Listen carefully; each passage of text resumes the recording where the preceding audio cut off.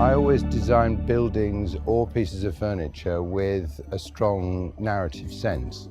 I try to capture a rich strata of ideas that can actually sustain the way that a piece is developed. I try to make those narratives clean and tidy, easy to grasp as you use the building, as you sit on the chair, as you become familiar with it, as you might do a person.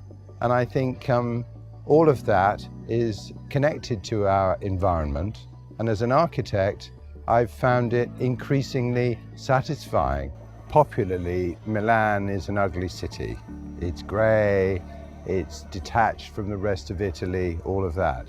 But I think it's also an amazing city. It's full of incredible buildings. It's steeped in design culture throughout the last century as well as in history. And you know what? I often think of it as a big interior. Not so much a single room, but an enormous house where you can wander from room to room. Staircases on the outside are as familiar as staircases on the inside, but usually they go somewhere. The staircase behind me is intentionally leading to the imagination, I suppose, or to the void.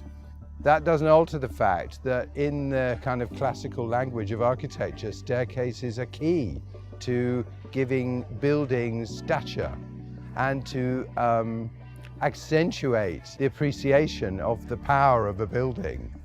Whereas inside, of course, staircases conventionally lead from floor to floor.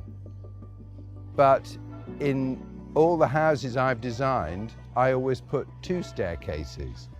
So there's always a choice of how you go up and down. And I think that's really important because to me, interior space has to keep moving.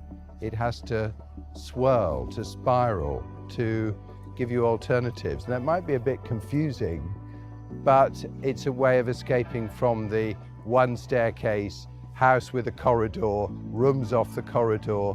To me, that's really dull. You need to be able to gyrate in space.